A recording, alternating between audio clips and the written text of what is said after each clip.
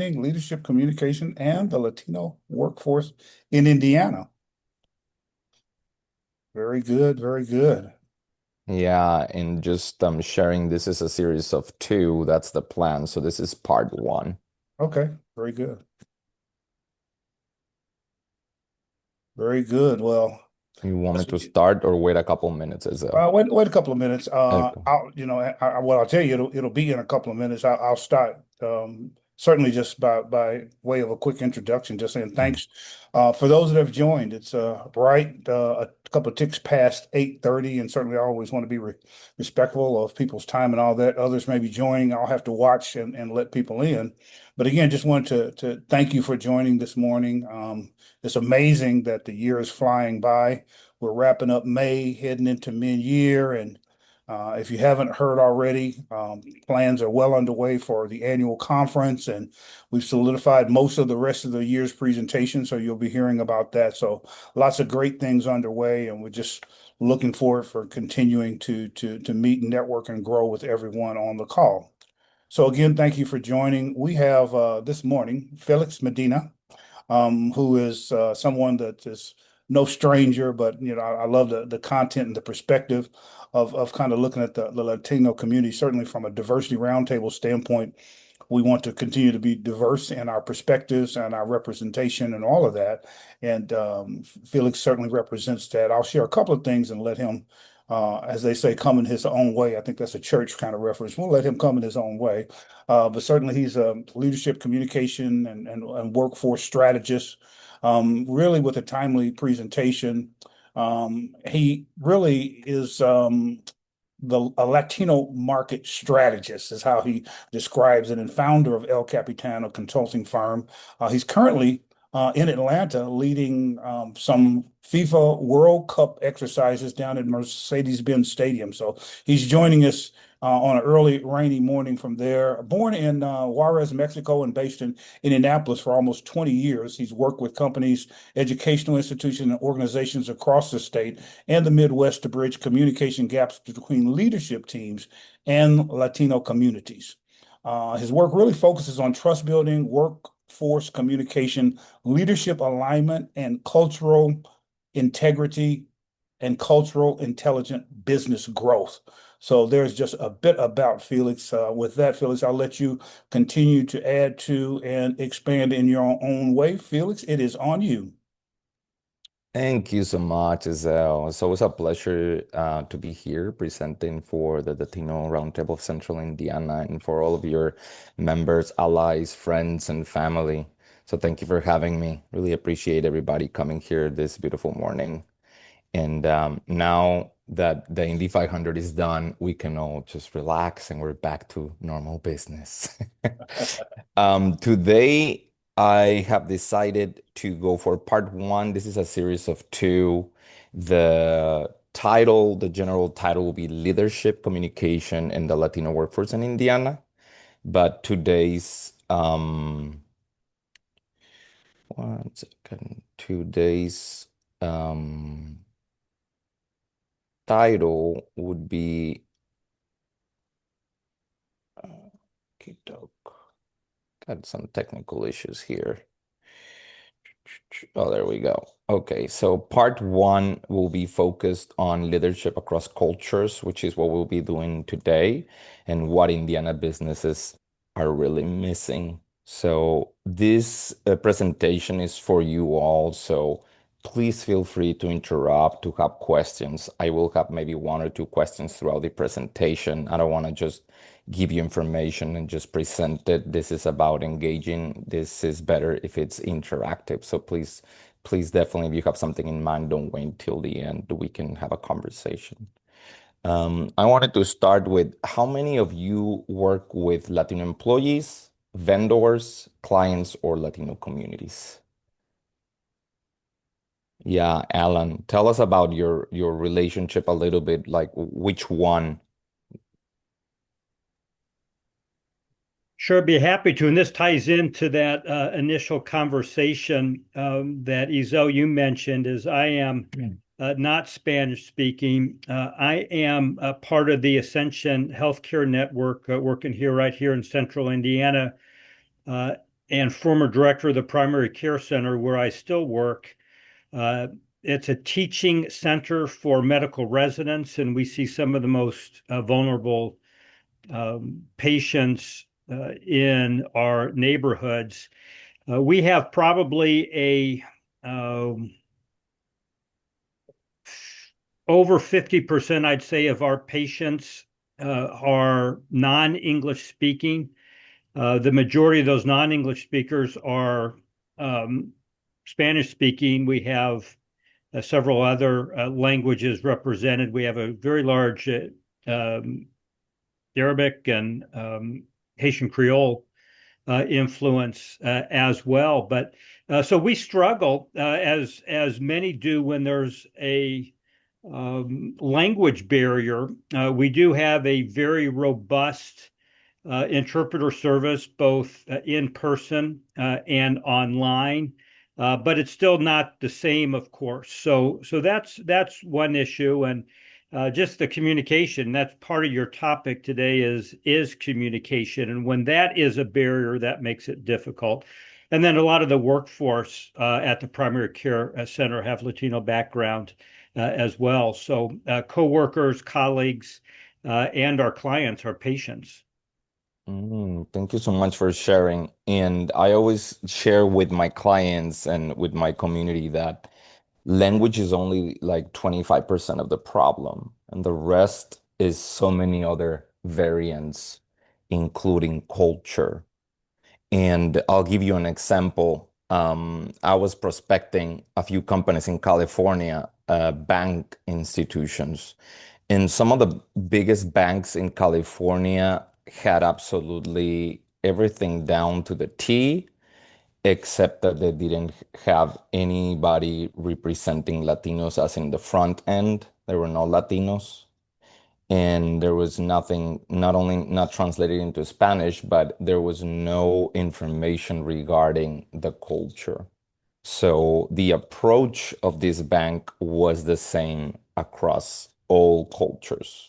And in California, specifically in Los Angeles County, as you probably already know, the diversity is probably 10, 15 times of what we have in Marin County. So for me to see that, it was pretty that as a fact. We'll continue a little bit further down the road here. And a question that I ask myself and that I ask all my clients constantly is, are we ready to lead across cultures? Are you as a leader ready to lead different people from different cultures, different backgrounds? And that is something that definitely write it down and keep it in hand to ask yourself that question. How can you get to where you would like to be? And Alan brought up a very good question, which is, we are doing, but is that enough? And usually where I find my clients is that there is a journey, right? 0 to 100 in where are the companies located? What's the final goal? And to put that as in like, this is our mission, this is our biggest milestone, this is the goal. So how can we get there? It could look like 10 employees that are fully bilingual, that are Latino. It could look like whatever it is for you, but to build yourself up to that point. And we help with that as well with El Capitan. We'll continue a little bit more here. And so who am I and why am I here talking to you? Well, as you already know, my name is Félix Medina. You can say Felix if Félix is too hard to pronounce.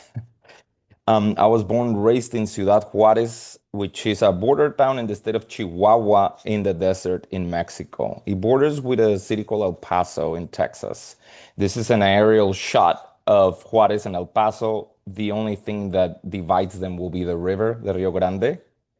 And I lived there since I was born till I finished college. Then I moved after college. I moved to Indianapolis, which I've been there for almost 20 years. So I call myself the Mexican Hoosier. I've been an entrepreneur for most of those years. And right now I'm sitting on probably what is the biggest contract that we have landed yet. It was a blessing from God, and I believe that. and we're helping with the language operations. Anything that involves language and culture at the stadium for match days will be supervised and coordinated by us. So you can imagine the amount of work. I've been here since the beginning of May just to make sure that things will run smoothly. And we were hired by FIFA directly. They locked us in through LinkedIn. We didn't submit a bid. They looked for the right profile. They found us and they said, we want you guys to help us.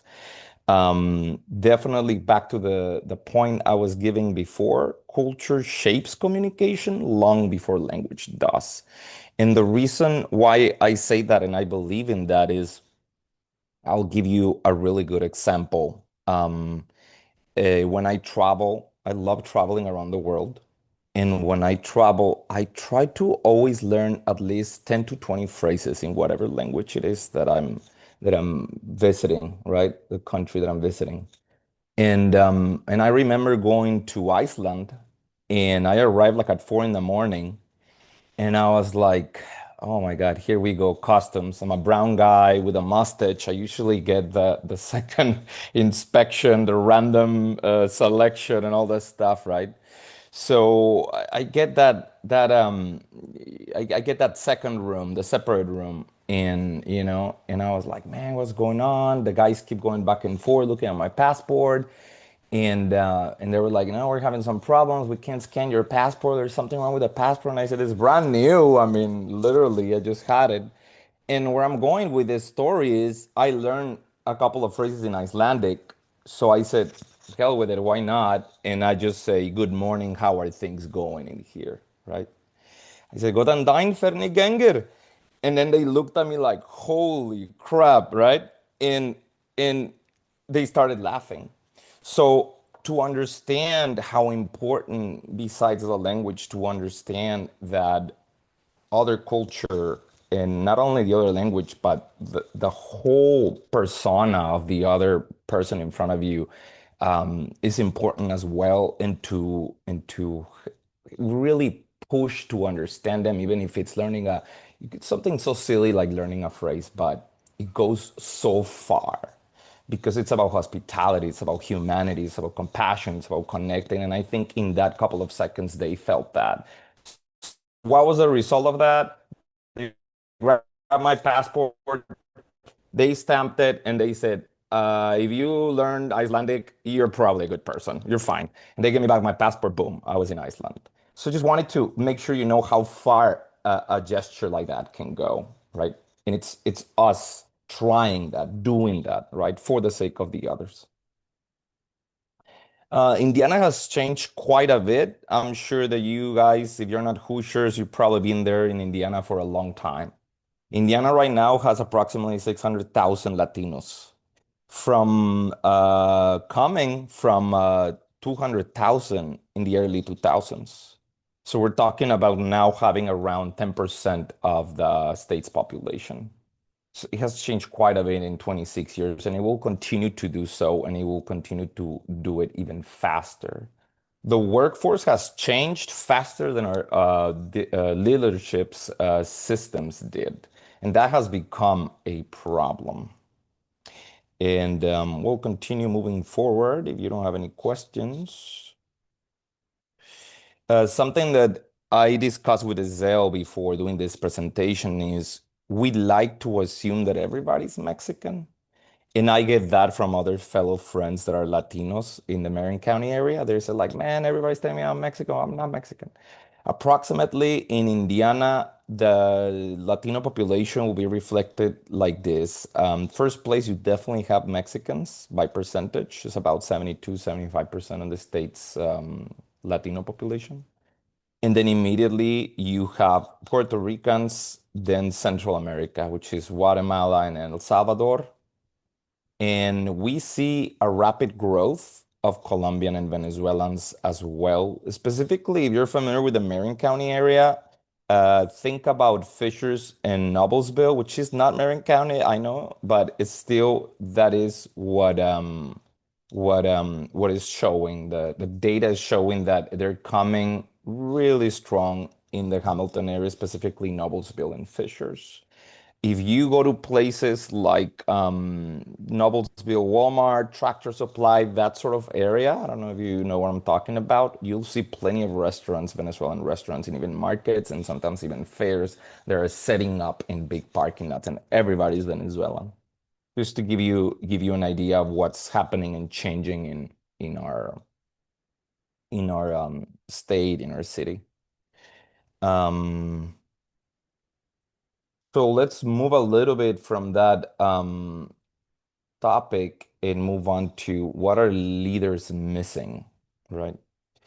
What happens is that when we ask questions, when we have employees that are Latinos, there's usually silence because we do come from a culture that, I don't know if you know this, but in Mexico, for example, we have two ancestries.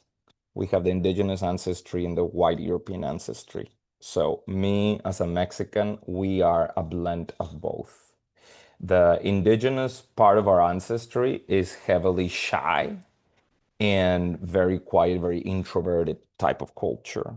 So most of us immigrants are coming from very humble backgrounds and they're very shy. So when you are in training, they would prefer to agree and to be silent rather than understanding. I know that for us, it doesn't make a lot of sense, but it doesn't mean that because they're quiet, they understand.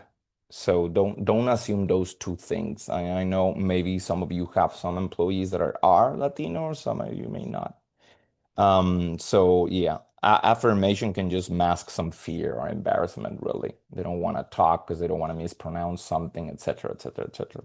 So fear definitely changes communication, and specifically, as Alan was saying, with patients, they may not even come out and say, "Hey, this is happening in my room," or "I have a problem with a nurse," or whatever is going on, because in our cultures, that is not well seen. You are just compliant and you're just used to like everything is okay. Yes, everything is okay. So it's quite the opposite of what we used to in the States. In the States, if there's something wrong, you will vocalize it. Here is the opposite. So respect can hide confusion, as I was saying, and employees usually avoid questions to protect their dignity. I don't know if so far anybody has any questions.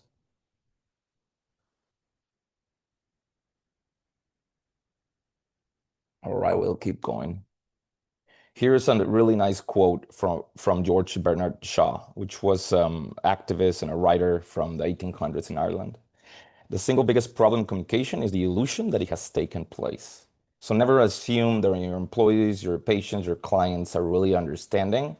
It takes a few times to really convey a message. So make sure that you are quite repetitive and make sure that you do it in different ways.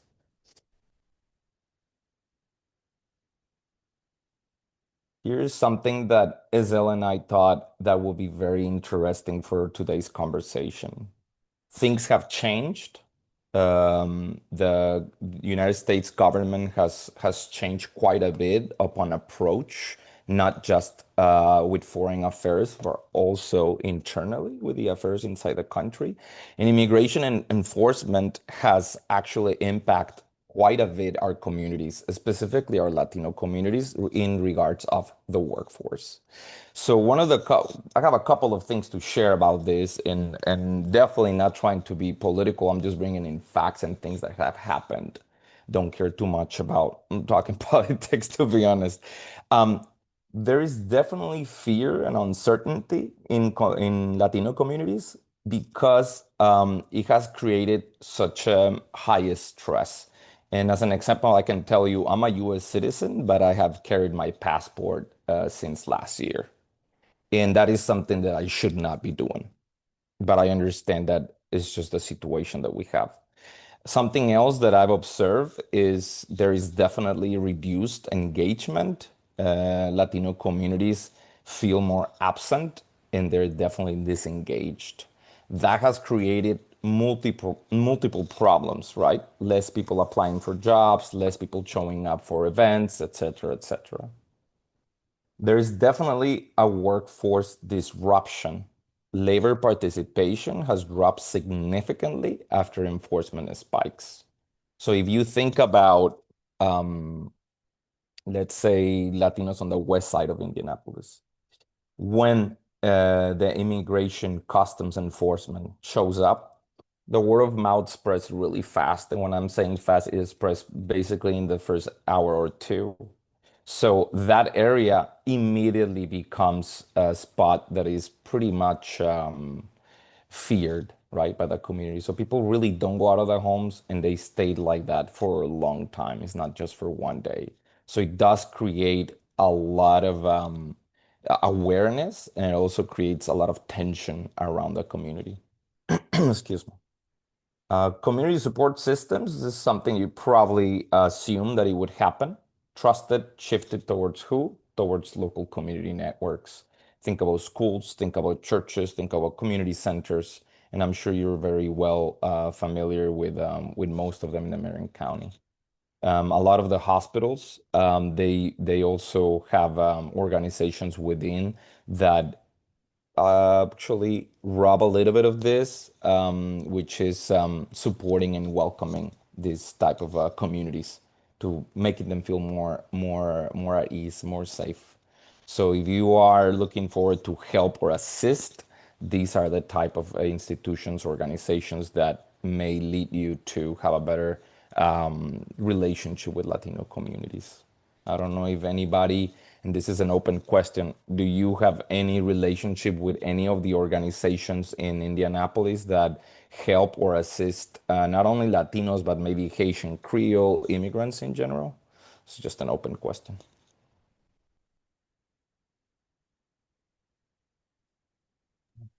Yeah, it's Alan again. Felix, we at Ascension partner with a lot of organizations. The Immigrant Refugee Center. We have attorneys who can help us help our patients through coins. I don't know if you're familiar with coin locally, but trying to think of what that stands for. But that's a immigrant assistance organization that Ascension partners with as well. Those are just a few examples, but our Haitian Creole patients too, we try to support again cross-culturally, but that's one of the difficult things, especially from an education standpoint with our residents, unless they themselves come from a different culture. It's difficult to try to teach and learn about other cultures because there are enough cultural differences that medical care really is informed by that. And if we don't know that, then we can't do it. Absolutely. You brought up a really good point, Alan. When I'm usually working with clients, they assume that I either come just to teach their employees or their own clients specific things about US culture, or the opposite way around, that they're the ones taking classes or being trained with their clients' culture or their employees' culture. But we try to do a full circle. We try to make everybody part of it because everybody needs to learn about everyone. And that just creates a whole new different atmosphere. So you're bringing up a really good question. Is it only about me learning their culture or about them learning my culture? And I'm an advocate of the full circle. I'm an advocate of, like, you need to step into the gray area and I step into the gray area, and that's how we meet, because otherwise it's going to be really difficult to ask somebody to come all the way to where I am or me going all the way over there. And that just takes time, you know.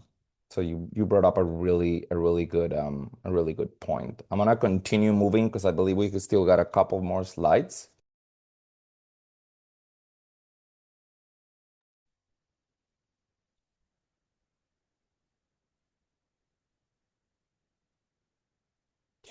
So some of these industries are industries that I've seen impact tremendously by the enforcement of the new customs administration or whatnot. And these are types of clients that are coming at us asking to resolve issues. You talk about construction and roofing, you talk about landscaping, food and hospitality. And in hospitality, that definitely overlaps a little bit with hospitals for sure, manufacturing, warehousing, and agriculture. And right now, I can tell you that the majority of the clients that are approaching us are within these industries, and they're asking very similar questions. How do I understand the audience better? How can I have a better relationship with them? But also, what can we do so they can trust us? Because right now, they are losing trust in anything that is connected to the government. So they may not know that, I know it sounds silly, but they may not know, for example, that a hospital is separate from a government body. And these are things, as Alan said, that we need to educate, and we educate both sides, as I said, right? We just don't know what we don't know. So let's look at some really interesting numbers. And I want you guys to know that this is probably the most powerful slide from the whole deck because it just really tells you what's going on, right? The Latino economy is an economic superpower. Why? We got about 67 million Latinos living in the United States of America in all 50 states. They represent, and definitely take notes of this, they represent those 67 millions, a purchasing power of 3.7 trillion. If Latinos in the United States of America will be considered a separate country, so inside the US, they're a separate country, they will be the fifth largest economy in the world. And definitely think about the power behind that and how we haven't been able in the States to really connect with them in a way that gives them that space that I believe it's deserved, right? Because if they are a minority in the United States and if we consider them a country separately and they will be the fifth largest when it comes to economies in the world, then why are we not talking more with them, doing more business with them, understanding them better, and making them feel more at ease? That is the question that I ask, right? Because we could be part of that too. That can be, part of us, well more integrated than what it is right now. So to give you an idea, when it comes to labor force, they represent a total of 23% of the US labor force. And these are all things that I'm not making up. These are things that I found with the sources that you can see there, including the Census Bureau. So definitely a slide to consider, definitely a slide to analyze and to think, where does your organization, company, institution, your community, where does it going when it comes to disinformation? How are you communicating with Latinos? How can you connect with that exclusive minority that is having right now that purchasing power? I think that's a really good question that we should ask ourselves because right now, in my own business that I have, I realize that the majority of the companies are not doing it. And the only companies that are doing it a tiny bit are the mega Fortune 500 companies like Amazon, Walmart, McDonald's, Coca-Cola. These are the companies that are actually engaging actively and have exclusive budgets to reach out to Latinos. And I believe it should be more than just those Fortune 500 companies. I think it should be more broad, and we should all be doing similar things as much as our budget allows us to do. I don't know if anybody has any questions regarding this slide or would like to point out something that adds to the slide. Hey, Felix. Mm-hmm. I have a few questions, not necessarily all pertaining to this slide, but the first question is around you had a breakdown earlier of some of the other populations that and cultures that fit underneath Latino. Would you say Mm-hmm. Latino is the most broad and inclusive term to use, thinking about all the different components, or is there different language that we should be considering? Yeah, definitely. I think that becomes a very it's a really good question, and I think it's very individualized. It's like as we believe. I can tell you what I believe. What I believe is that Latin America is comprised of everything you see under the United States, and I would sometimes include the United States because of the amount of Latinos in the U.S. But anything from Mexico to Tierra del Fuego in Argentina, including the Caribbean and including non-Spanish speaking countries, which actually there are quite a bit. Just in the Caribbean, you have about 7, 10 different languages, including English, including French. In Central America, for example, you got Belize, they speak English.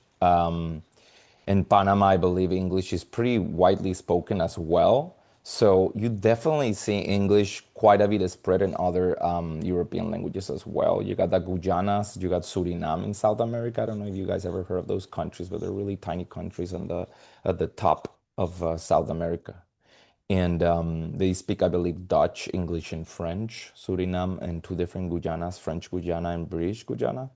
So I would include all of them, even if they're not Spanish speaking, even if they're not whatever we believe in. And I'm glad you brought that up, Andrew, because Latino is not a race. And I think there's a misconception with that. I constantly see that people say, oh, well, you look like this, then you're not Latino. To understand that Latino is not a race means that it doesn't matter what your race and your background is. You grew up, you were born there, you were raised there, and you speak Spanish, Portuguese, whatever. You are Latino. Latinos are not just brown people. Latinos are all colors. And that's because of the amount of immigration that Latin America has welcomed from other corners of the world, from Asia, from Africa, from Europe, etc. So just definitely look more into that. And I get this question a lot, guys. I get this when I say, hey, my name is Felix. Oh, you have a nice accent, whatever. I said, oh, I'm Mexican. And there's a, oh, really? You're Mexican? Like, you don't look like. That's the first thing that I get usually. And I always giggle like Ezel did because I'm like, well, what does a Mexican look like for you? Because where I come from in Juarez, everybody looks like me. So maybe the idea that you have about Mexicans that is uh, uh, crashing. Tell you, Mexico is quite diverse. I just went to Cancun a few days ago, and people from Cancun are heavily influenced by their Mayan roots. Mayan, as in Mayan. That's an indigenous civilization. So their first language is Mayan, and it's still widely spoken in the Cancun area. And they're quite different from me, not only the way they speak the Spanish, but also physically they look completely different. So for them, I am a foreigner as well, even though I'm from the same country, because I'm so far away and my background is so different. So just to let you know how different Mexico is, and I'm talking about really far away. I mean, Juarez from the Cancun area, it's probably 2.5, 3.5 hours by airplane. And then with nice highways, it probably take you like 2 days. It's like going from New York City to Miami. So it's quite far. You're talking about a lot of land. I'll continue moving with the slides. I believe we're coming into the end here soon. Indiana's future will be built across cultures. It's already happening, but Indiana's future is already multicultural. You got to think about that. Companies that thrive won't fear cultural change. They will ask the right questions and they'll learn to lead through it, to lead through this multiculturalism. So really, the future belongs to all the culturally intelligent leaders, right? The ones with a high CQ, intelligence of culture. And this is something that I see Indiana, I'm being honest with you, I see Indiana still struggling. And we're very young, and there is a long road ahead of us in Indiana specifically, because we have all these years that this is new for us, right? This is from the last 25 to 30 years. In other states like California, Texas, yeah, I'll include even Georgia here, because I just realized there's 1 million Latinos in the Atlanta metro area, which is 10 times what it is in Indy. These other states have so much more experience and they're so much more advanced with how to communicate with Latinos than us in Indiana. So we have a lot of work to do. And that is definitely one of the reasons that El Capitan, our company, is based out of Indianapolis, is because we see that there is a need for all this help. We're coming to the end here soon. What good leaders do differently? We talked a little bit about this before. Clarify and repeat. So set clear expectations and repeat key information across formats. Create safe feedback. Do good feedback loops. Ask follow-up questions. Avoid assumption-based leadership. Build trust intentionally. Communicate consistently. People support what they help create. So make people, as I said, make people part of what you're doing, and that will create more trust. Make them feel like they're seen, and that will create them to vocalize whatever is going on. Definitely, leadership is clarity, is trust, and is consistency. So try to build that within your own teams. What is something that you would like to change that will help things become more clear, that would build upon trust, that will create consistency in your systems? They say that when you're trying to do something new, you gotta do it 30 times before it becomes a habit. So think about that.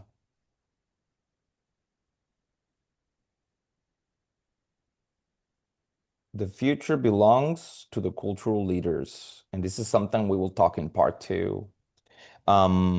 Future workplace will be looking more like this, more multilingual and more multicultural. Not that it will continue to grow the way it is, it's going to continue to grow faster than the way it is. And by that, I mean by numbers. Even with all the situation that we got going on, we will see more immigrants coming. We will see them in more positions doing other things, right? They will be entrepreneurs. They will be community leaders. There will be politicians. They will be more involved in more and more and more industries, in more spaces, in more fields. They will be younger and AI assisted. And this is definitely something we'll talk on part two. What does that look like? The next generation leads with technology and with cultural fluency. And that's something that automatically it will happen in our country. And we need to learn how to keep up with it. Sometimes I have the most amazing conversations with my 17-year-old daughter because I see that she's way more aware than I am, and I do this for a living when it comes to leading multiculturally and with technology. And definitely pay attention to the new generations. They're showing us a lot, and they're teaching us a lot. And also, future cultural leaders will be globally connected. Local decisions now have global implications. Everything that we're doing every day is being observed, right? So we are connected sometimes with organization institutions through a third party that we have never even thought about.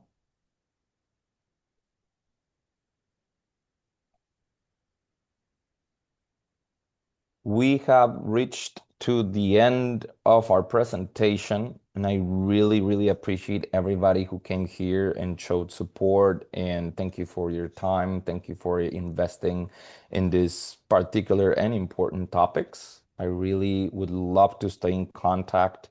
This QR code, if you connect through it, you just open your camera and you know how it goes. You'll be connecting with me via LinkedIn if you haven't done so. So definitely do that. And this is an opportunity for us to have a conversation. If you have any questions, comments that you think will add, you have interest on exploring a particular topic a little bit more, you want to hear my personal opinion on any topic in particular, that's fine. Whatever you want, this is your space. And I believe we got another 10, 15 minutes or so. Very good. Well, thanks a bunch. I think there are a couple of questions. I know Andrew said he had a couple more. I'll ask as we start, as I'm jumping in. You referenced, Latinos in the workforce and other kinds of things. I've been over the course of the week traveling, been to a couple of different places and hotels and others, and it wasn't uncommon to find mostly Latinos that didn't seem to speak any English. So from a corporate standpoint, how do you train and develop and recruit? How do you do all those things when you're going to have that exist in your workforce and population? Yeah, that's yeah, that's definitely an issue that we see constantly, and we go back to that full circle. We need to make sure that we are understanding them and that they're understanding us. The first step that we do with our clients is we make sure that leadership has complete, clear, full communication with them. So sometimes not even the companies hiring them have that clear, constant communication with them, because how can they do that if they don't speak Spanish either? And here's where I bring up, we need to build companies to the point that they can have their own full-time employees that can serve as quote unquote interpreters. But there are steps to get to there. So here I would definitely recommend having interpreters, having materials that are in Spanish, etc. There's so many different ways to ease the company into a different future. Specifically, hotels is a great point. How do you start a conversation with employees that are only Spanish speaking? You start by that, by allowing to understand where you're trying to go. Because sometimes I believe they're being hired just because it's cheap labor, but that creates other problems. And that's when we as a company kick in, is what are the problems that you have right now and how can we solve them right now? And it's not going to be perfect. We're going to go step by step and we're going to build your company until you are in a position where things are flowing better. So here, definitely I would start with an interpreter and having training manuals and training materials. Here's the thing that is really funny. Sometimes I realize they don't even have these things in English. So now half of our work is in English as well. Because then I say, well, where's your SOP? Where is your training material? Where is your training manual? And sometimes the leaders are saying, we don't have.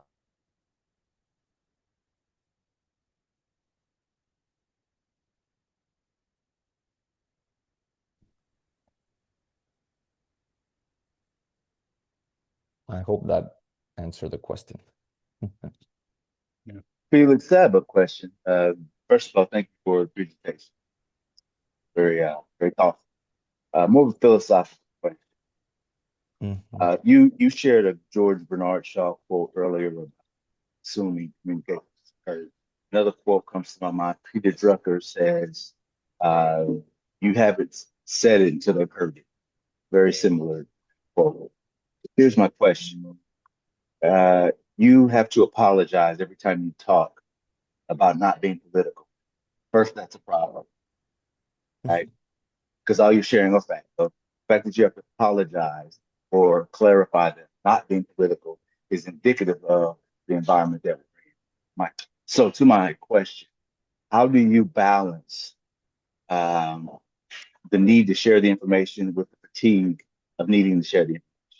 How do you handle the line between activists and just leader who's sharing information um, that might be exhausting? So how do you balance? Yeah, that's a great great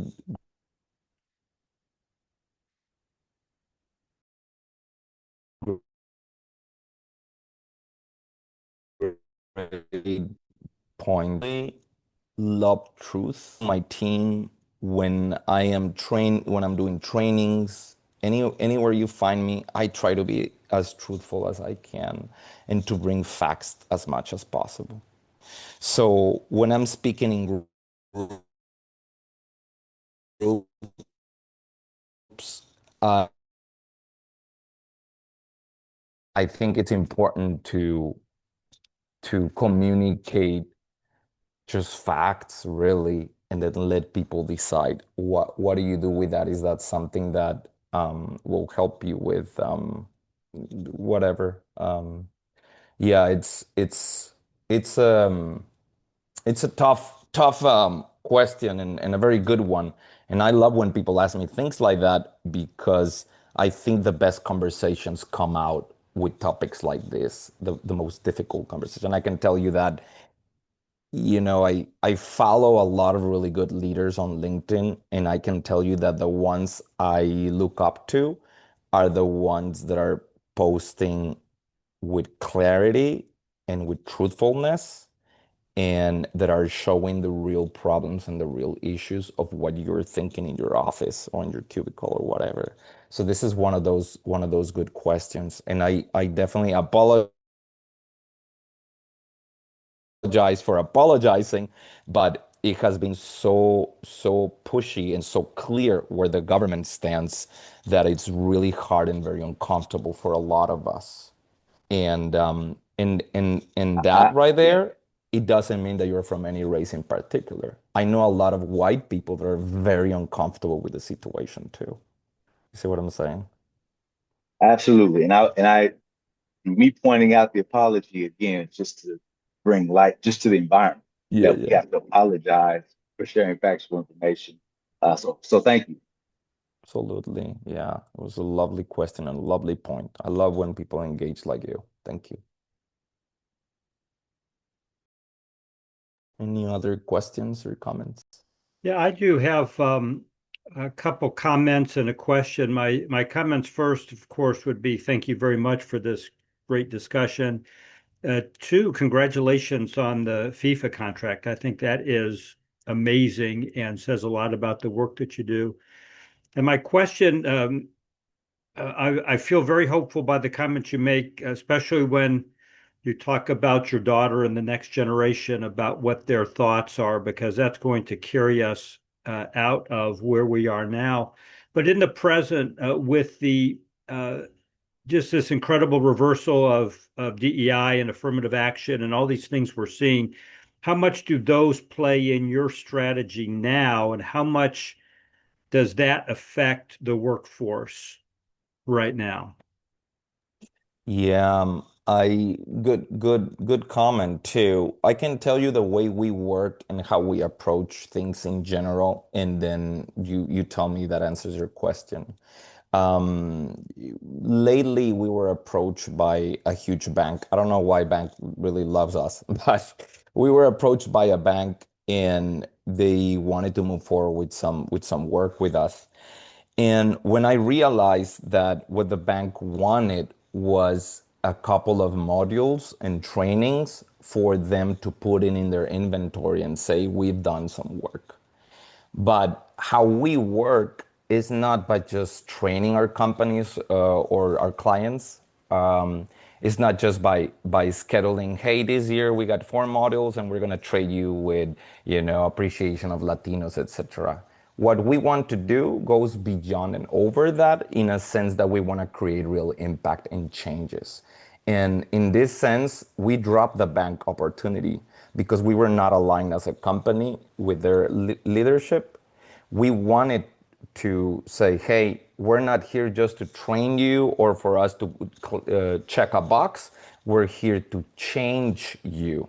You will change with what we'll be doing. That means you'll eventually need to have all of your materials in Spanish. You'll eventually need to, even in other languages, you'll eventually need also to hire quite a bit of people that are Latino, that are bilingual, that are trilingual. It's gonna push the comfort zone of a lot of people. And I think that's where companies, and I tell this to a lot of prospects, I say, we're not for everybody because you need to be in a specific position where you want that for yourself. This will change the culture of your company. And that's how we approach it. We approach it with hard work every week to make sure that at the end we're meeting certain milestones and that we're actually changing our clients' company for the good, for the future. And it's about changing systems and operations, so it takes time. Both our clients and I have to be very patient and have to work really hard on changing operations, systems, little by little, because we want our clients to be fully aware of what they're doing, which is they're stepping into a whole new world when it comes to improving relationships, is either with their employees that are Latinos or with their own clients that are Latinos. I don't know if that answers your question. Yeah, I just like to kind of piggyback on James' question, so to say, about, politics and apologizing and, feeling like you don't want to slide into the whole political landscape notion. But I always like to tend to think that just because the government has politicized humanity doesn't mean that it is. It's political headlines are not law. That's kind of what I always lean into. And that, when you think about characteristics, identities, and et cetera, those are not politics. And that there's absolutely nothing wrong with advocating for human dignity and decency. So it's not always about, politics, because people, me, no one, our bodies are not politics. Who we are not politics. And just because the government has done all that it can to politicize who we are, it's just about basic humanity and human dignity. And I think that's something that we have to hold in our head before we think about stuff being politics, is that we're just trying to make sure that we are maintaining human decency, equity, inclusion, belonging, all those things, which has, of course, been politicized. But I mean, no matter what, the backlash against DEI, all of that stuff, I mean, none of us are going to poof and disappear. I mean, we're all part of the marginalized community here. We're going to be here. We're not going to go anywhere just because the government is trying to do whatever, all of the things that it's trying to do. So I always just like to lean into that versus just thinking like, oh, I'm stepping into the political realm, because you're actually not. You're just stepping into humanity and human decency. So those are my 2 cents. Thank you. I love it. Thank you so much for sharing. I agree with you. I appreciate your comment. Yeah. Well, Tanisha, I think that was a lot more than 2 cents. I think that was wonderful. And when I think of, you mentioned humanity and human dignity, which are a lot of the tenets of our mission and vision over at Ascension. But I add respect to that too. And when I was leading our medical center, the one thing we always push for, that no matter who walks in our door, that we want those patients to feel respected. And I think, Felix, what made me think of that was the multi-language, multicultural printings. Everything we have in English, we have in Spanish, we have in Haitian Creole, we have available. So that's just a small part of it, but it's that respect issue that we're losing, and a lot of people have lost, that we absolutely need to regain. Absolutely. It's great too. Yeah, respect is definitely a part of that as well. Thank you. I have a question, Felix. Uh-huh.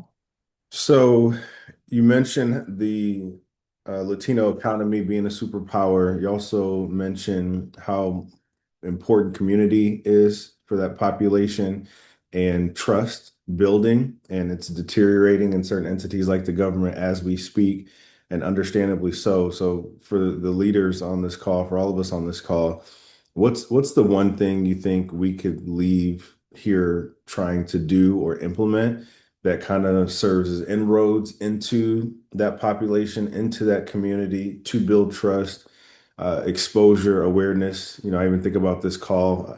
How do we get more folks on this call from that population? How do we start to build trust and give opportunities? So any words of advice just on what we can practically do leaving here? Absolutely. Great question. I love it. You definitely need to, you as in, not you, Andrew, but if you want to approach Latinos right now, a good word of advice would be add something on their lives. What is that you're doing? And this relates back to, I think it's Tanisha, is that the name? Leads back to that conversation of that humanity, that compassion is, what are you doing to add something positive to Latino communities? And I can tell you from experience, it is usually, or it should be usually, educational. I know it sounds a little bit off maybe for some of us, but when you talk about a financial institution, when you talk about healthcare, when you talk about law, when you talk about insurance, they don't know what they don't know. So you need to come up with information that is adding to them. Is, hey, have you ever heard of a savings account? This is what you can do. If you put $100, you get $100 back, etc., etc. This multiply by whatever it is your industry and whatever it is that you're doing. So come out with education, adding something to them. And the second one that goes hand with hand is be humble enough to know that you are going to be learning something from them as well. Because I can be talking with the headquarters of FIFA in Switzerland, but I will never fool myself that I can go and talk with the guy cooking tacos in the corner the same way. I have no boundaries and no walls. I am going to learn from the guy who is cooking tacos on the corner, and I am going to learn from the guy who is running FIFA operations from Switzerland.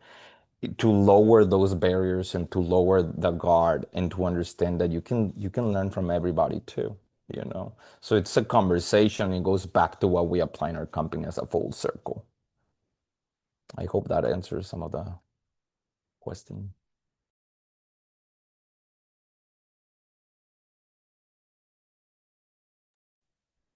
That's something you can apply a lot in marketing too. You know what I mean? Yeah. It's the content has to bring something that is of value and it's free. And not because here's the tricky part, not because you're making money from it, because you truly really care about solving a problem of the person you're talking to. So that includes in this case the Latino community, is what is you're giving of value for them solving a problem they have, and that is completely free, and you're not doing it because you want their business. You're doing it because you genuinely care and would like to start a conversation with them. As I said with my example with Icelandic, you don't need to speak their language to really connect heart to heart. Language is just 25%. You can you see the list of my friends there from all over the world, and I just saw something beautiful in them. One of my best friends from Rwanda, one of my best friends from Turkey, another guy is from Canada. I mean, it's just random backgrounds, really. And that's just because of seeing that humanity in the other person.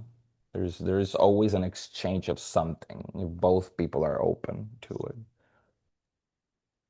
I just kind of love what you're saying, but I also and also I think that, just being present is important, and just building our relationships, being curious, learning. I say always be curious, just always be curious and willing to learn, and then always offer that support, whether it's like monetarily or with presence, because everybody can't support monetarily. But I mean, if you be present, just be present and be there and learn and support, and even word of mouth. We all know how powerful, people are your best billboard. So whatever you can do with the community to do that, I think that is also really important as well. And just presence, showing up for things and being around and learning and being curious. So I think, definitely some great nuggets to take away from here. And I just really appreciate this conversation. So thank you, Felix. And everybody else Yeah, too. absolutely. Yeah, please definitely connect with me on LinkedIn. I post very often, and I try to post again content that is very human and that it relates to people's lives. So I'm trying to also make a difference there. I know it's silly, but I think it can go a long way. I mean, FIFA contacted me through LinkedIn. And I didn't do it for that purpose, but I've been doing it for years and years and years and years, and then something happened out of it, which is great. I think it's great that I'm not just representing, and I tell people I'm not just representing Mexico, Mexicans, and Latinos here at the World Cup. I'm representing Indiana and Indianapolis. I'm representing my community, because when I'm talking with people, I say, hey, yes, I'm Mexican, but I've been in 20 years in Indy. I'm a Mexican Hoosier. I love Indiana. I love Hoosiers. I love my friends in there. So it's that connectivity, you know, that really makes it or breaks it.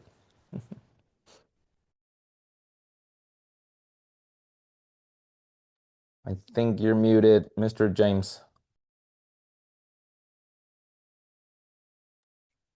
Yeah, we're at the bottom of the hour, and I just again wanted to thank you for your thoughtfulness and preparation. Uh, and before we close out, I wanted to ask Andrew if you want to share anything about the conference. I know you've been working your fingers to the bone on that. So is there anything you want to share with the group? Yeah, so I put the link in the chat. We are having our 27th annual leadership conference. Super excited about it. We have Olivia West as our keynote speaker. She is the MC and host for the Fever, the Pacers. Does a bunch of public speaking. She's phenomenal. And we're going to have 4 breakout presenters. We're looking to finalize that within the next month. So we're super excited about that. We'll have some roundtable discussions. We'll have a panel discussion, great lunch, and a more full breakfast than we've even had in previous years. So excited about that. I'll be at the Built Well on September 22nd. We'd love to have you out there. So please register when you get a chance. But we're excited to get things kicked off. And thank you, Felix, again, for such a great presentation today. So many things to chew on and digest and to reflect on. So I appreciate the wisdom. Absolutely. Yeah. Thank you for your good questions. And I'm interested in the conference. Is it the annual conference that you were talking about? Yeah. That's awesome. September 22nd. So the link is in the chat. Excellent. Love to see you all there. It's a fact that you are comfortable, you're likely not growing. And if you are growing, you are likely. So I leave you with this challenge because it's very easy when we're all quiet, preaching to each other, this comfortable, safe space to have this dialogue. All of our heads are nodding in agreement. My challenge to you is to have this conversation with someone who doesn't want to have it. Share the facts and information with someone who doesn't want to, and help spread understanding. And to, hope I said your name right, to her point, humanity can be contagious if we're brave enough to do that. Share our heart, share our mind with the facts supporting it. Again, thank you all so much for being part of this conversation. We'll see you next month.